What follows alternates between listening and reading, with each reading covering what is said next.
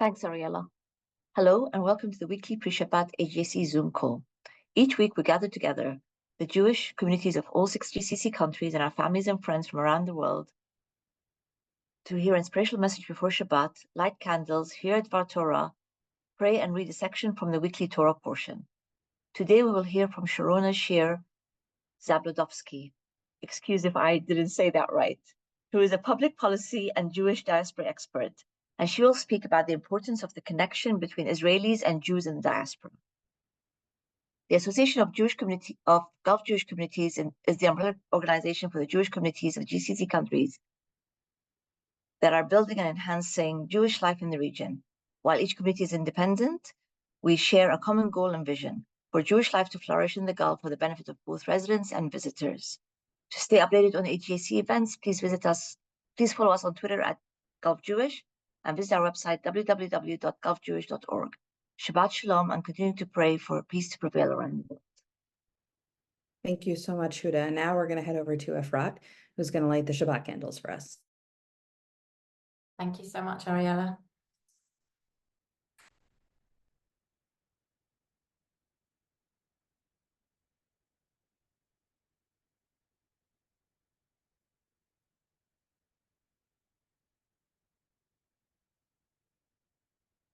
ברוך אתה השם אלוקינו מלך העולם, אשר קידשנו מצוותיו וציוונו להדליק נר של שבת קודש. שבת שלום. Thank you so much, Efrat. And now we're going to head over to Ari, who's going to lead us in Lecha Dodi. Can you hear me okay?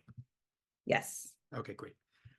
Lecha Dodi likrat kala pnei Shabbat nekabela Shamor v'zachor b'diburecha hishmianu El ha-meyuchad Adonai echad hu shmo echad Shemo tiferet Ve'letihila lecha dodi likrat kala pnei Shabbat nekabela likrat Shabbat lechu v'nelcha ki mikor haberacha merosh mikedem nesucha sof mahaseh במחשבתי לך דודי לקראת קהלה פני שבת נקבלה מקדש מלך עיר מלוכה קומיצי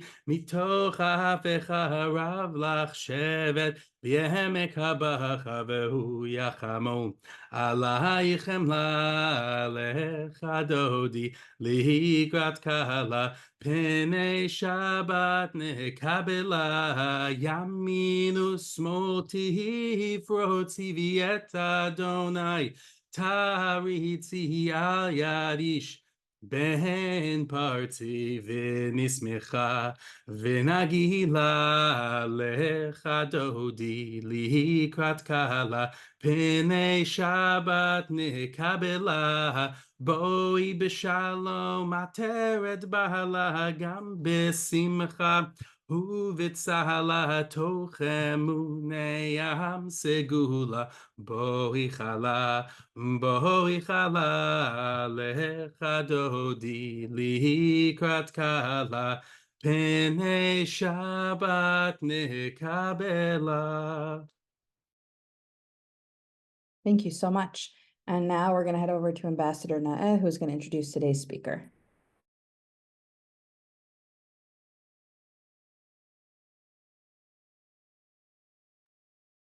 Eitan, you're on mute.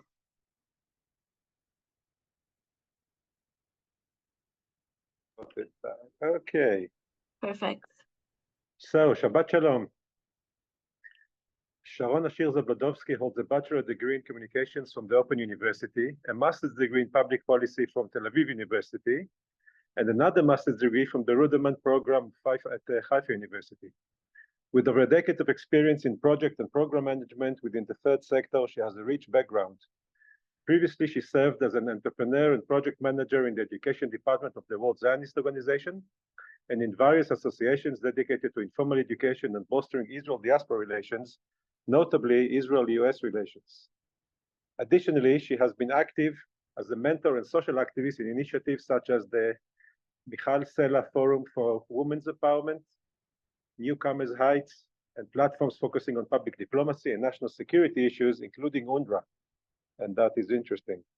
In terms of communication, Sharona has contributed as an opinion columnist for Globes. She has been interviewed by JNS.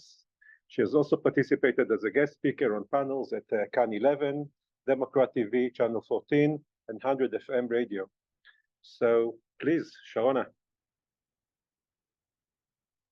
Thank you, Eitan, for the kind intro. Hi, everyone. As Eitan mentioned, I am Israeli. My name is Sharona Shir Zablodovsky. I am based in Tel Aviv, and I would love to share my perspective today on Israel diaspora relations. And I think it's related to, I think Avi said a few minutes ago about his experience and how our connection is being shaped again these days due to October 7th. So a bit about me and how, additionally to what Eitan said, I'm active in all sorts of kind of groups who have discourse with Jews all over around the world. I think now these days, Jews that live outside in Israel are getting connected to Israel in a different way than before October 7th. We have seen enormous support, which is highly appreciated by us Israelis after October 7th. World Jewry has altogether showed and demonstrated us that we are one people. And it's very sad that it's due to the terror attack that we have experienced, but I think it's also a source of strength and optimism for World Jewry and for Israelis in Israel. I think that despite the gaps that we can sometimes see between Israelis, Jews, Israelis that live in Israel, and with Jews that live in the diaspora, on perspective, on how we think the world Jewry is supposed to evolve. I think that we recognize that we have more circles, values, and points of belonging together, and we are loyal to our history, and together we can, as a people, reconnect as a family. I think we are in our base, we are natural partners, and although sometimes we have difficulties in understanding one another, which happens in every family. In every good family, we have arguments, and we don't always agree with each other, but at the end of the day, we stay as a family. So I think that Israelis suddenly, after October 7th, understood the importance of the support of Jews who live in the diaspora. Jews in all over the world in the communities spread the importance and the critical emphasizing our right to defend ourselves, because we have experienced in Israel this local terror attack, but Jews in the diaspora are also having other situations that haven't been before.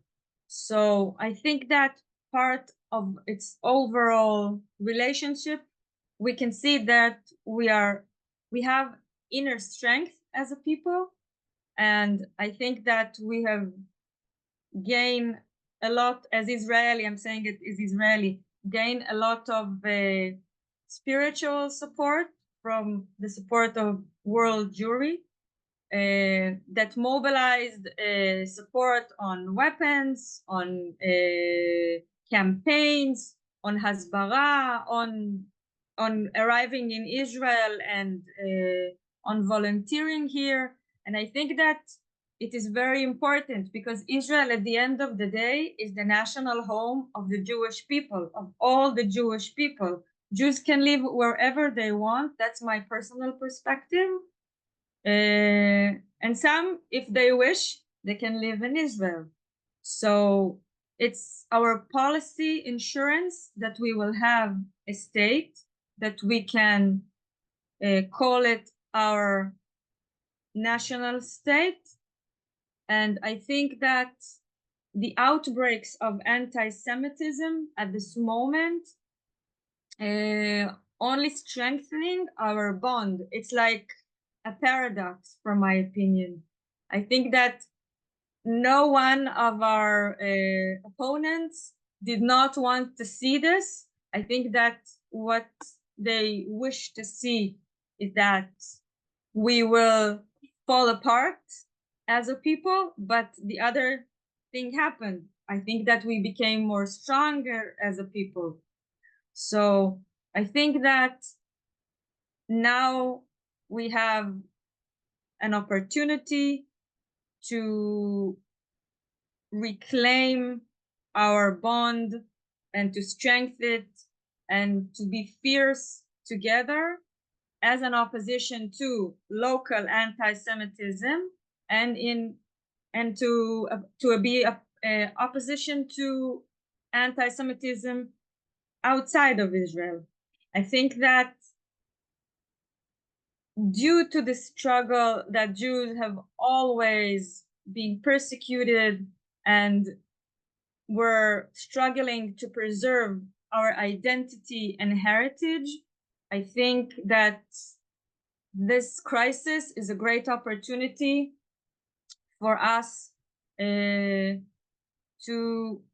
strengthen our Jewish identity, everyone, how they see it, if it's being more connected to Israel, if it's being more connected to the Jewish identity. I think that we have a lot of varieties, and I think that we can live peacefully as a people if we understand that we have a shared faith, a shared history, and a shared future. So if I can conclude my words now, I think that Israel diaspora relations is super important for Israelis in Israel and for Jews in the diaspora, because we are one nation, and I think our resilience is being as one hand to join all our values, our strength, in order to perceive our identity for the future. I thank you, and I wish you Shabbat Shalom from Israel. Thank you so much, Sharna, for joining us.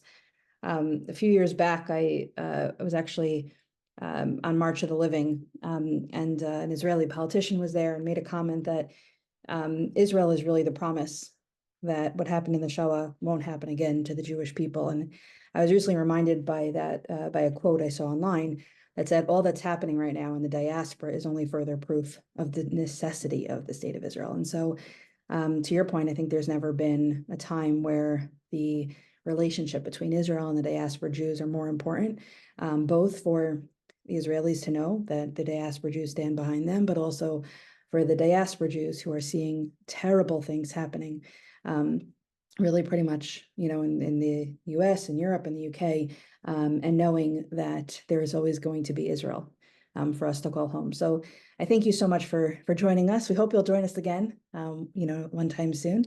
And now we're going to turn to Rabbi Dweck, who's going to share some words of Divrei Torah on this week's Parsha. Thank you very much. It's an honor to be able to be back with the AGJC and to participate in Kabbalat Shabbat. A short thought on what it is that we're all reading this week in Parashat Ba'alotecha, in which Bnei Israel have been at the foot of Har Sinai. They've been at the foot of Mount Sinai for over a year, and it is finally time where they leave the mountain in this parasha. And there are instructions that are given to how it is that they are to travel through the desert as they leave the mountain. And the instruction is that watch the cloud on top of the Mishkan. So the tabernacle, the Mishkan, is at the center of the people, and there was a cloud that was always on top of it. At night, it looked like fire, and it represented the presence of God within the people. And God says to Moses, watch the cloud, because when the cloud lifts above the Mishkan, that is signal that it's time to travel. And when the cloud rests from its travel, when it stops, that's signal that it's time to camp. Which seems simple enough, okay, good, got it. The cloud rises, we move. The cloud rests, we rest.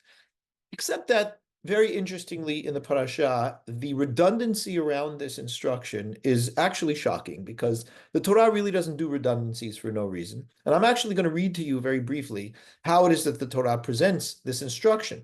So at the beginning, it's simple enough. Which simply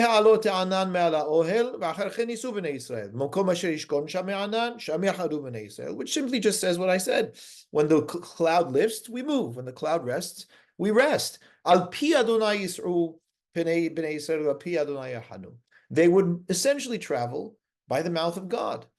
So those instructions seem simple enough, but it doesn't stop there. It continues and says, it could be that it would take many days for the cloud to rest, and it wouldn't get up for many days. And they would have to sit there for that number of days. Which, okay, I mean, that's a nice caveat, and it explains it a bit, but it doesn't stop there. Sometimes it would be just a few days, says the Pasuk. Maybe just 2-3 days, and then it would get up and move. Well, I mean, we get it, we get the idea. Basically, whatever it was, whatever time period it was, the cloud was there, and then it would lift, and it would be time to move. Doesn't stop there, keeps going. Sometimes it would just be an overnight stay. It would just be morning to evening. And in the morning, it would already be time to go. Or it could be a day and a night. And it keeps going on this. Then it says, maybe 2 days. Could be a month. As you get the picture, right? This is a crazy redundancy because they're very simple instructions. And we basically get that when the cloud gets up, you get up. When the cloud rests, you rest. Why does it go through this specific detailed, could be a day, could be 2 days, could be overnight, could be. So the Italian commentator, Sforno, 13th century, he says what I believe to be a beautiful idea for the Jewish people and for life in general. This is a training of sorts, right? It's to be able to bring the people into an awareness that there is a flow to life, and that God is running through the days that we live, right? He's running through history. And there are situations in life in which we find ourselves in pleasant circumstances. And there are situations in life where we find ourselves in very unpleasant circumstances. Oftentimes, in the pleasant circumstances, we would like to stay longer than we actually get to, right? We would like to be in those times longer than we actually get to. And in the unpleasant circumstances, we would like to get out of there as soon as possible. But what actually ends up happening is that we oftentimes don't have the ability to determine how long we are in the pleasant situations and how long we are in the unpleasant situations. And what this was in terms of the cloud was that God was guiding the people through the desert. Sometimes they hit an oasis, and sometimes it was just desert and unpleasant for a long period of time. And the thing is that it wasn't in our hands to be able to determine how long we were in a particular place. But we had to be in that place at that time, knowing that it may be a year, it may be a day, but it is important to be able to be present in what it is that we are and to be able to travel with life as it brings us through the days of our lives during the years that we live. And to recognize that we essentially can use our life as a class. And that's to mean that when we're in situations that we enjoy, that we don't know how long those times are going to last, and that we engage in them in the best that we can. We bring our full selves to it. And when we're in times that are really difficult for us, that we recognize that they won't last forever, but even if they go on longer than we hope or that we wish, that there is something in this for us to draw from, to grow from. And, even as Sharona was saying, it's hard to hold and hard to absorb, but, somehow there is a great unity that has come to the Jewish people as a result of this difficulty and hardship that we're experiencing. And as difficult as it is, there's something that we draw from it that might be able to make us stronger and make us a more formidable people. But what we recognize is that the nature of life is that it is volatile, it changes, it is pleasant, and it is unpleasant. But what the belief of our people has been throughout all of history is that it flows with the Spirit of God, and that life is not just some arbitrary journey, but it is an experience that molds us, that teaches us, and that helps us develop as people, and ultimately, in the broader sense, as a people. And that we should be able to go on the journey and not need to have full control of the journey, but to be able to be open to where it is that the journey takes us. And that's very much about what this cloud is, right? The days that it rests and the days that it travels. And perhaps poignantly for us in this current time is to be able to look at that concept as a full people, right? As a nation, the nation of Israel, and what it is that we are going through. It is a hard time. And unfortunately, hard times are not foreign to the Jewish people. But we have also had some pretty amazing times. And one of them is the establishment of the State of Israel after 2,000 years of not having a home. And what I like to bring to attention, even during this difficult time, is that what is unique for us now, or what is new for us now, is that yes, we're fighting, and yes, we're experiencing a tremendous amount of hardship and criticism, but we're doing it as a nation on our ancestral homeland, with that present in a way that it has not been for 2 millennia. So life moves and it changes, and our ability to be able to move through it as our people have in success is to be able to be open to the lifting and the resting of the cloud of God, to be able to be open to where it is the journey essentially that life takes us, and to be able to be present, to be responsive, and to be able to ask, what can I learn from this place here right now? And in doing so, it helps us to be able to live our life in the most strengthening and productive and ultimately growth-oriented way that we can. I wish everyone a Shabbat Shalom. Thank you so much, Rabbi Dweck. It's a very important message. It's inspiring both during the good times and in the harder times. So we thank you so much for joining us, and we hope you'll come back again soon. And now we'll go back to Ari, who's going to read from this week's Parsha. וידבר אדוני משה לאמור, דבר אל אהרון ואמרת אליו, בעלותך את הנרות אל מול פני המנורה, יאירו שבעת הנרות. Oh, hold on. Sorry. ויעשכן אהרון אל מול פני המנורה, האלו נרותיה כאשר ציווה אדוני את משה. וזה מעשה מנורה מקשה זהב, עתירך עד פרחה מקשה היא כמראה, אשר הראה אדוני את משה, כן עשה את המנורה. Thank you so much, Ari. And now we'll head over to Michael, who's going to read the English translation. And Hashem spoke to Moses, saying, speak to Aaron and say to him, when you mount the lamps, let the 7 lamps give light at the front of the lampstand. Aaron did so. He mounted the lamps at the front of the lampstand as Hashem had commanded Moses. Now this is how the lampstand was made. It was hammered work of gold, hammered from base to petal, according to the pattern that Hashem had shown Moses, so was the lampstand made.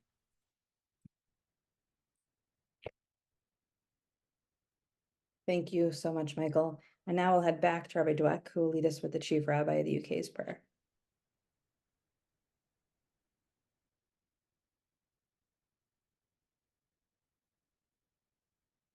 אבינו שבשמיים, צור ישראל וגואלו, באנו לפניך בתפילה ובתחנונים תמהים ושבורי לב על המכות האכזריות אשר הוכתו ארצנו הקדושה בעמך ישראל, ביום אשר הפכה חגנו לאבל.